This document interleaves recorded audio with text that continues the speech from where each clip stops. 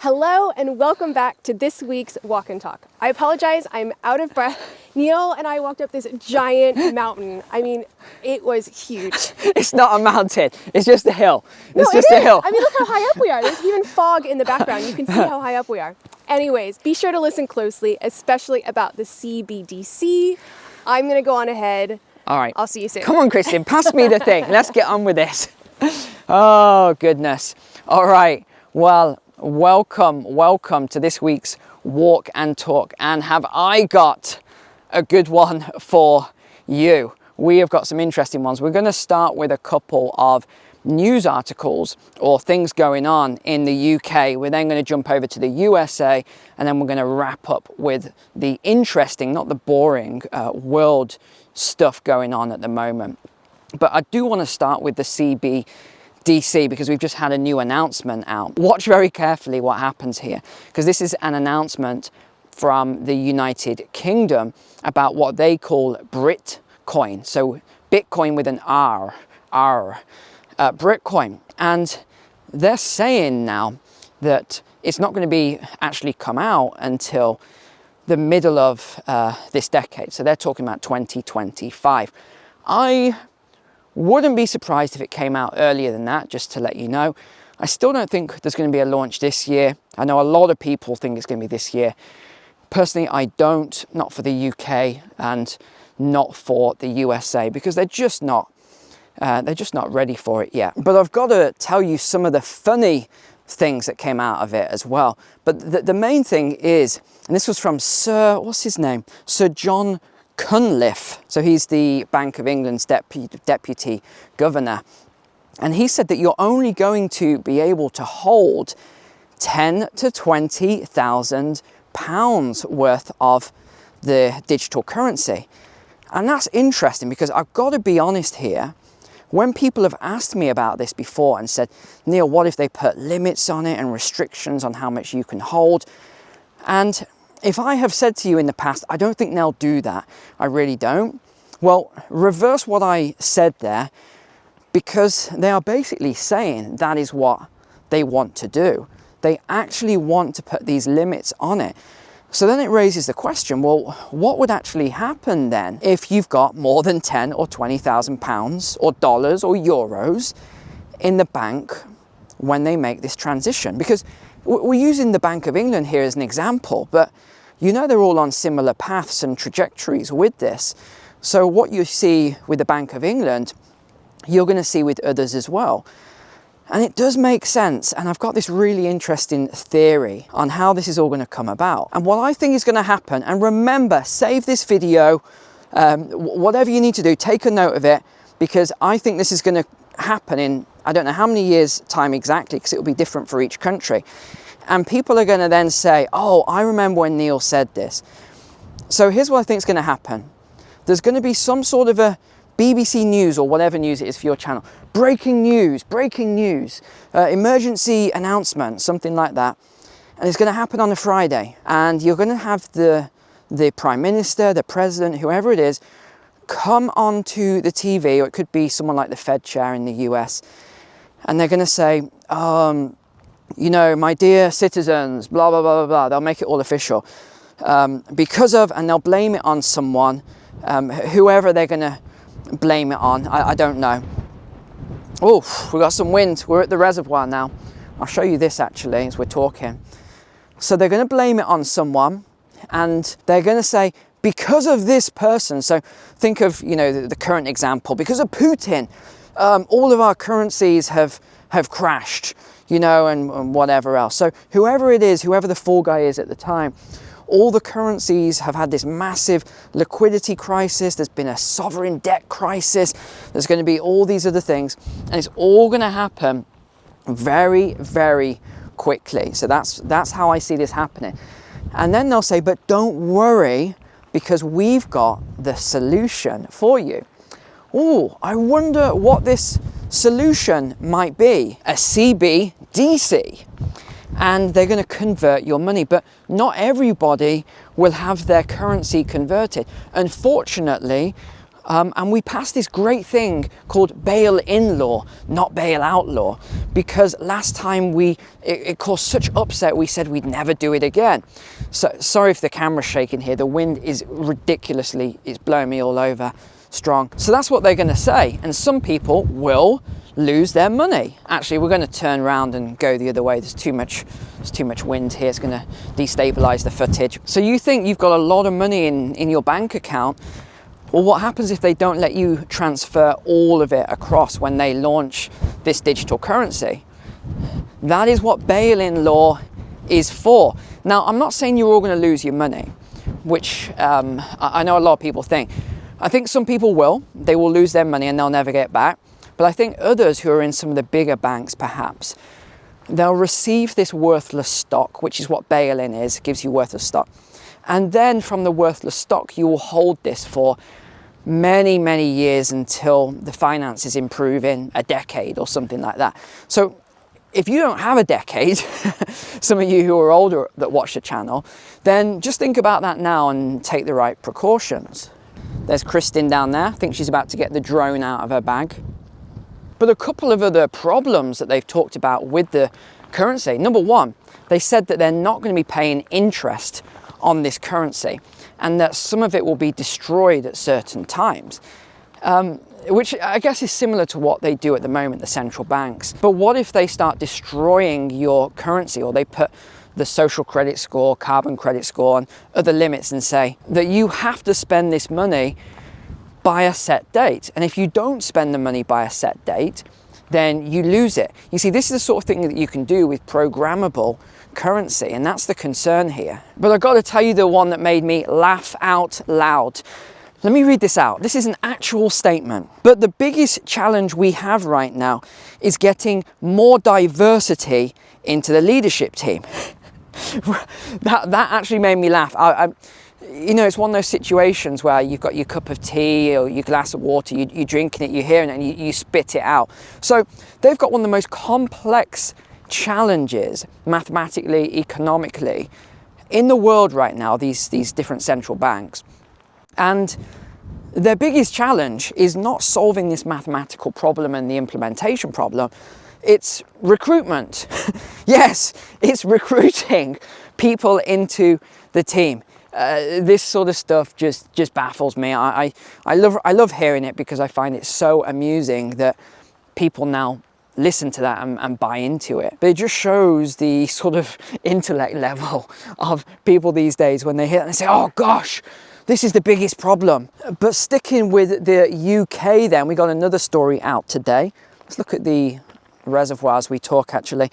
Property sales and house prices continue to decline in the UK. If you haven't watched my most popular video on the channel, it might be worth you checking that out. It talks about this decline that's happening this year in 2023. It sort of just explains it all step by step and how it happens in the first place, how it turns around, etc. So check that out. Or actually, if you're not in the private community, well, if you are in the private community, check out the last video I posted because it was all on the housing market with forecasts and a lot of detail. So you can actually, because I know some of you are still waiting on the sidelines to buy, or you're not sure whether to buy, or you're an investor, etc. Please watch that last video. It goes into all, I know it's an hour and 15 minutes long and it goes into all the macro, but it is worth you watching it. So buyer demand is down, new buyer inquiries were down 47% in January, and it was down 40% in December. So we have a trend occurring here. Why are people not listing then? That is an interesting question. Why are people not listing? Well, I was thinking about this and I think there's a couple of main reasons. Firstly, investors don't want to sell because they've got really good interest rates right now. So why would they want to sell, especially if you're because I'm a long-term value investor, whether that's property, real estate, or whether that's stock market or whatever else it is that I'm buying. I only buy long-term. I don't trade. There's people that do, and you know, good luck to them. I know people make a lot of money from it. It's not something I do. I only do long-term. Think Warren Buffett and think, how does he do all that? Well, that's what I do. I sort of calculated and figured out his formula as to how he does it. And that's what for those of you who've watched my finance and stock market course, that is basically what that course is all about. It's breaking it all down. Link in the description.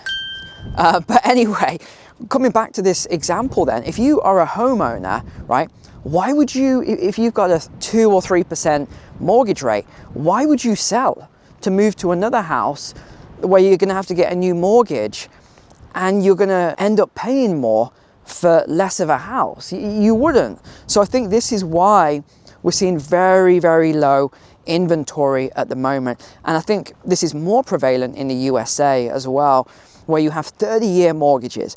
There's just no way a lot of people are ever going to leave their house while rates are this high. They're going to wait until rates come down again. So I know a lot of housing market gurus keep talking about these masses of inventory hitting the market and all this. I wouldn't bet on it, my friends. I wouldn't bet on it, not right now anyway. Yes, you might see inventory coming on a little bit later, but I just don't see it, at least in the next 6 months. I do not see it at all. You're going to have a lot more job layoffs for that. And in fact, let's just talk about job layoffs now, because Yahoo has just made, again, another tech company, has just made that announcement. Let's see if we can find somewhere to sit down here. Okay, so Yahoo then, they've just announced to lay off more than 20%. That is huge, of their staff. So 1,600 workers. Obviously, they're not a huge tech company, but 1,600 workers, tech workers, is a lot of workers. This list goes on and on. We've had more than 100,000 announcements just in the last few months alone. Salesforce, 8,000, Goldman Sachs, 3,200, Amazon, 18,000, Microsoft, 10,000, Alphabet, which is Google, 12,000, Spotify, 600, Philips, 6,000, PayPal, 2,000, Dell, 6,650, Zoom, 1,300. Honestly, this list goes on and on and on. So I think this now validates that forecast I made that this would be a white collar recession. And I'm confident on that. I mean, I was confident at the time when I made that forecast months ago, but I think this just validates it even more, that this time would be different. And I'm not even one of these people that goes on the news channels and gets paid as a guru to make forecasts, and yet the forecasts are more accurate than these gurus, because we haven't seen what they said. Oh, engineering jobs, oh, you know, blue collar jobs are going to get destroyed. No, I knew it wouldn't from day one because of what happened during lockdowns and everything else. There wasn't enough of these jobs, and manufacturing would need to come back to the West as we slowly see the breakdown of these supply chains in China. And now we talked about their one-child policy and the impact this has had. Obviously, that doesn't exist anymore, the one-child policy. But the damage is already done from that policy, because they're going to have a worker crisis now in the next 20 years. But I sometimes like to give you a kind of stock pick or an investment pick. Actually, we shouldn't use that word, investment pick, but a sector pick. No investment advice here. And I was looking into, I've been using ChatGPT a lot more over the last week or so. And this is getting better and better every week. I've been using it for a couple of months now, I think it is. And it's getting better and better every single week. It's still completely biased, no doubt about that, completely biased, but it is getting stronger. And I think that we're going to see some massive growth in the AI software companies. This is where I think you're going to see the growth in the next 5 to 10 years. I'm not saying to buy into these things right now, unless you're going to buy it and hold it for 10 years, because we could still see a downside. We talked about Cathie Wood and the ARK funds the other day, which I don't recommend, and how they've been down so badly. But sometimes funds like that, you want to look, was that down 80%, 90% at one point? But actually the basis behind it is quite sound as to what they're talking about, disruptive technology. Now, some of those are going to go to zero, I'm sure of that. But if some of them 10x, then it kind of balances it out when you look at it mathematically.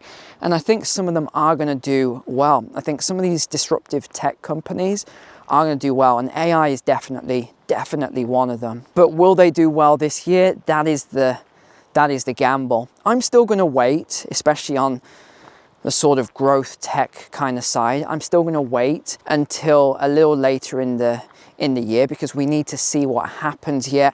We need to see what happens as a result of all the currency destruction that's going on, these higher interest rates. But really, if you look back over, and again, I won't keep using myself as an example, but you look back over a few people that have made forecasts and do the kind of same videos that I do, and you see that what we were talking about with higher interest rates, currency destruction, would cause lower asset prices. And that's what we've seen and what we're seeing, and I think it's going to continue. Everyone thinks we've done this pivot now and we're going back into this bull market and all this other stuff. I just don't see it. Sure, short term, okay, but long term, I just don't see it, especially with the job numbers that are coming out and they're being manipulated. You should look at look into the January job numbers, I think it was. That was just crazy. The way they've changed the data yet again to make it look better than it really is. And the government debt now, it's $850 billion in interest payments just to service that debt. Soon enough, that's going to be $1 trillion to service that debt. Who's going to pay that? It's going to be taxpayers. It's scary. It really is. It's worrying how this is all going. But one funny story I wanted to mention this week, and this one really made me laugh. So we have this I can't remember his name, but this Nobel Prize winning journalist, I think he is, and you know, he's done all this wonderful stuff for the world and exposés and whatever else. And he did this story, just put this story out on who bombed the Nord Stream 2. Guess who he said it was? The Americans. So he did this big investigation into it. And here's what made me laugh. The media jumped all over this straight away. And the day before, right, he's a Nobel Prize winning journalist.